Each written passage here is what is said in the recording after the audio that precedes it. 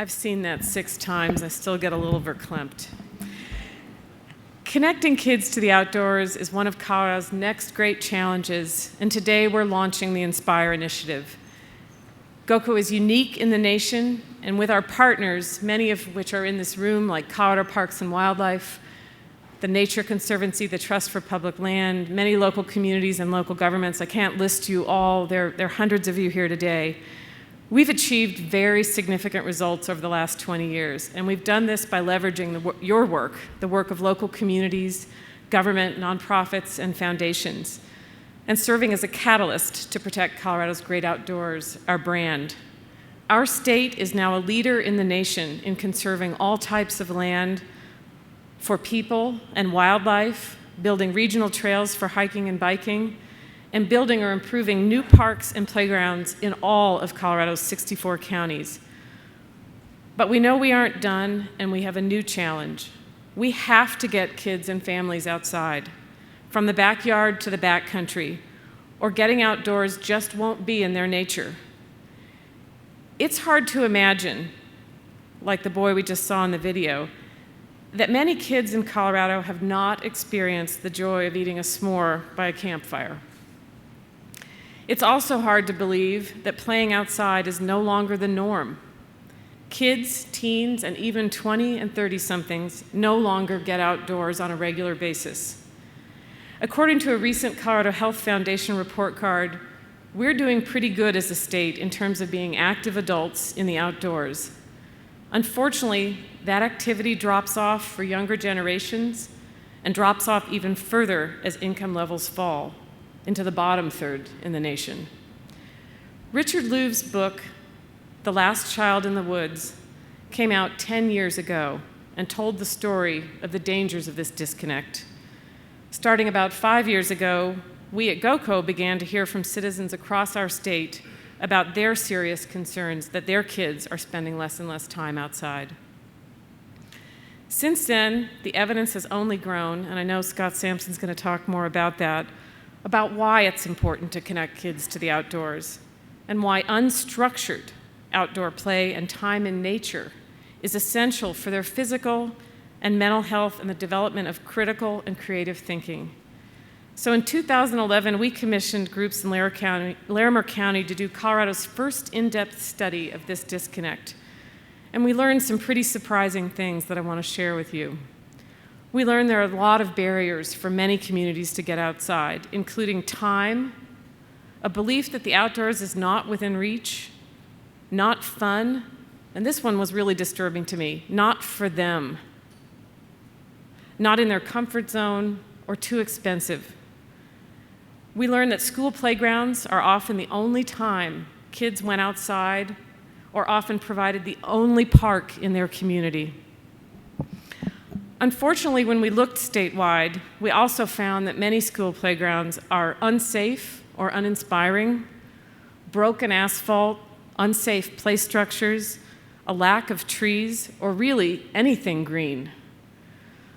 But kids without great play spaces aren't just in urban areas. They also live in suburbs and in smaller communities like Lamar and Leadville.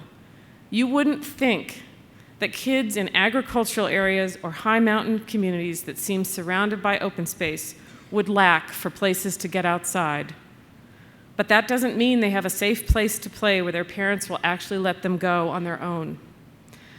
Over the last 3 years, GOCO's funded 30 school play yards, reaching more than 12,000 kids in 20 counties.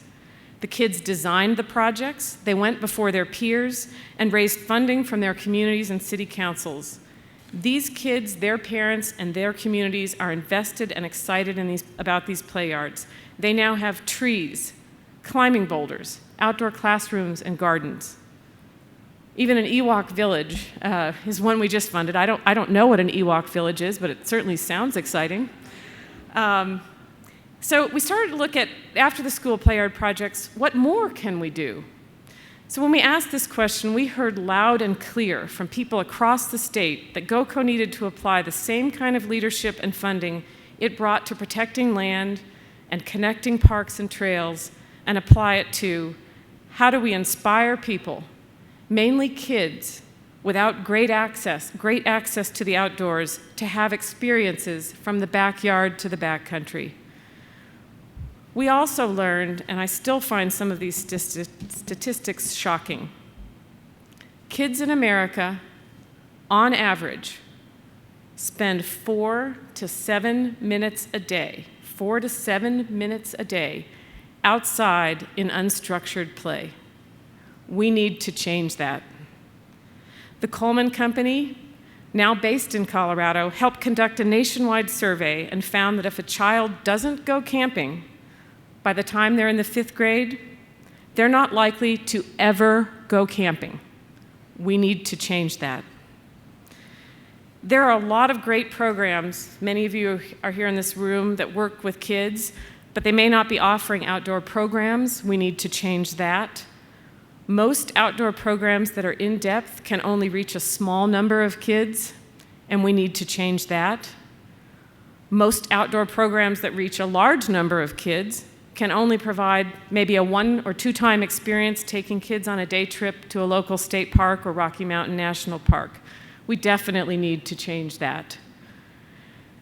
And most programs don't have good access to physical sites, outdoor classrooms, camping, or nature close to home, and we absolutely have to change that.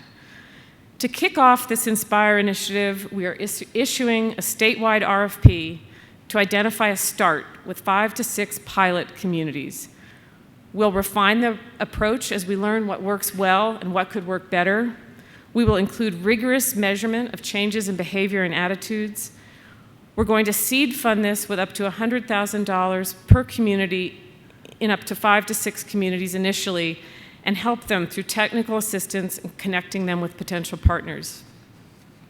Each community will build a list of close-to-home parks, trails, and nature-inspired spaces they want and need, and programs and experiences to take kids from the backyard to the backcountry, yet always returning back home to a place for nature close to home, such as a nature-inspired school playground, a local park, or a local nature area.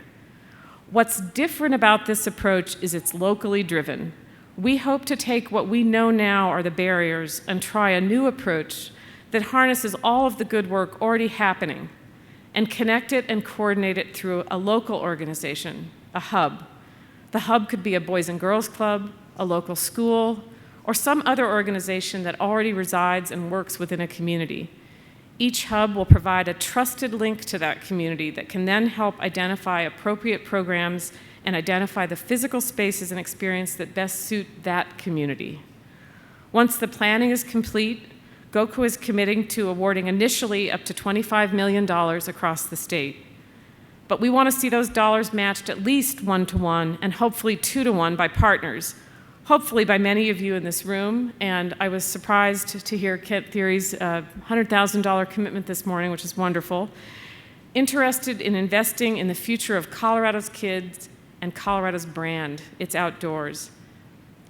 But in conclusion, I'd like to have everyone stop and think about what a powerful statement the governor just made. A goal to have every child in Colorado within a 10-minute walk of a park, trail, or nature. Throughout the day, we're going to hear from scientists, outdoor leaders, and future outdoor leaders like Shawanda, Carlos, and Dondre. I don't see Dondre, but we're going to hear from some young people who are really inspiring about why we should do this and how we can bring about this change. We can do this. I'm very optimistic. We have a visionary civic leaders, a unique and committed public funding source, and a group of committed and thoughtful people here in this room today. Like our governor, we are a state of entrepreneurs. Coloradans care about the outdoors. After all, it's in our nature. Thank you.